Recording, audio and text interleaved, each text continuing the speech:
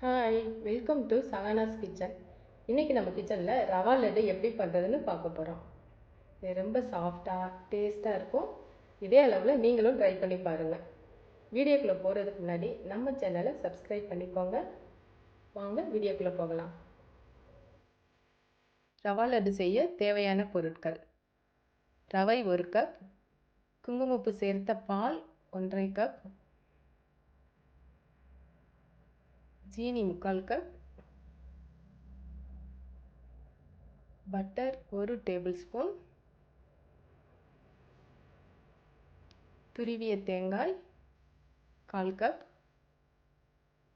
முந்திரி 10, பாதாம் 10, பிஸ்தா 10, உலர்ந்த திராட்சை 20, ஏலக்காய் 3.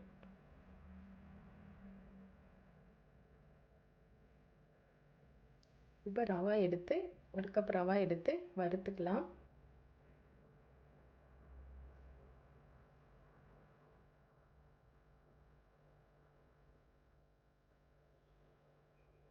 ஒரு 2 மினிட்ஸ் வறுத்தா போதும், ரொம்ப வறுக்கக்கூடாது. அடுத்து தேங்காய் துருவல் சேர்த்துக்கலாம். தேங்காய் துருவல் ஈரப்பதம் இல்லாத வரைக்கும் வறுக்கணும்.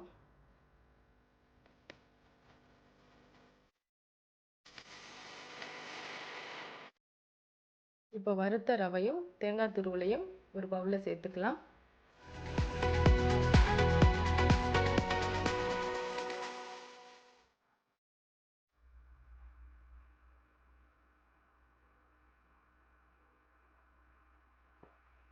ரெண்டையும் நல்லா மிக்ஸ் பண்ணணும்.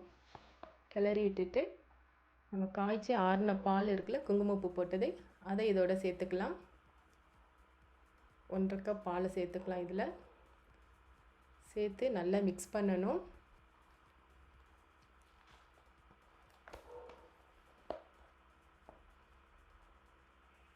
மிக்ஸ் பண்ணி ஒரு 5 மினிட்ஸ் அப்படியே வச்சிடலாம். மூடி வச்சிடலாம்.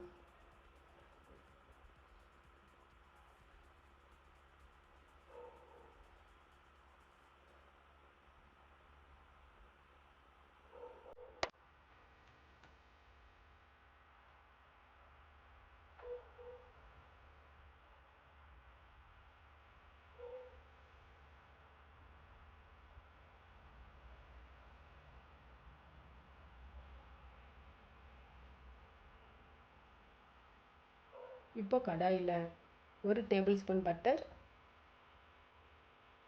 1 டேபிள் ஸ்பூன் நெய் சேர்த்துக்கலாம்.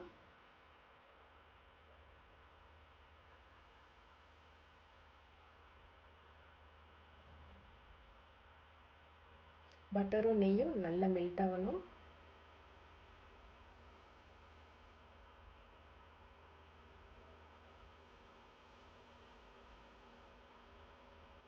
நட்ஸ் எல்லாம் இப்போ ஃப்ரை பண்ணி எடுத்துக்கலாம். பாதாம், முந்திரி, பிஸ்தா எல்லாம் பொடிச்சு வச்சுக்கணும். பொடிச்ச நட்ஸ் எல்லாம் ஃப்ரை பண்ணி எடுத்து வச்சுக்கலாம்.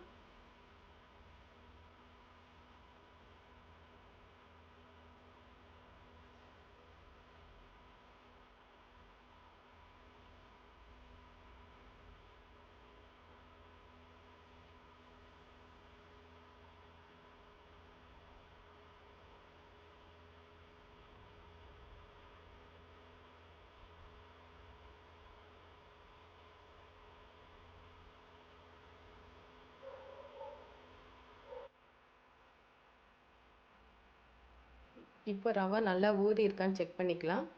5 மினிட்ஸ் ஆயிடுச்சு. ரவை பாருங்கள் நல்லா ஊறி இருக்கு. இதை எடுத்து நம்ம அதே கடாயில் சேர்த்துக்கலாம்.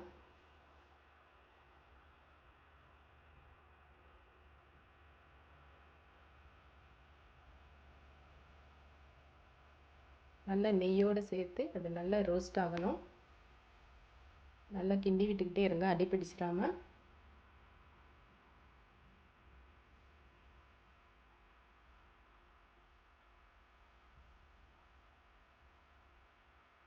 ஒரு 5 நிமிஷம் நல்லா கிளறி விட்டுக்கிட்டே இருக்கணும். கிளற கிளற ரவை வந்து நல்லா உதிரி உதிரியாக வரணும். நல்லா உதிரியாக வரணும். இன்னும் ஒரு நிமிஷம் இருக்கட்டும்.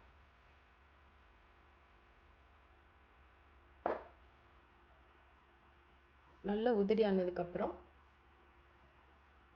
ஏலக்காய், பொடிச்ச ஏலக்காய் சேர்த்துக்கலாம்.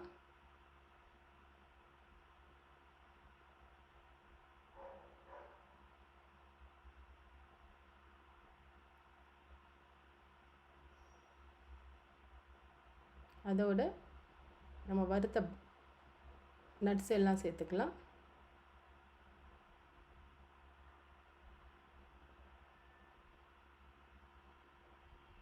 இப்படி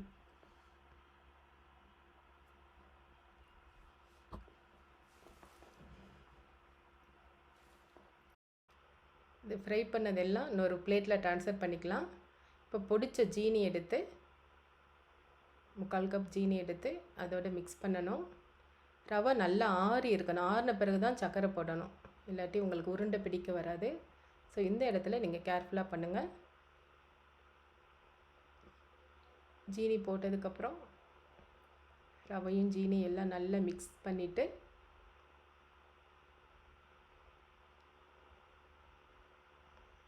ஃபுல்லாக நல்லா கலந்துக்கோங்க.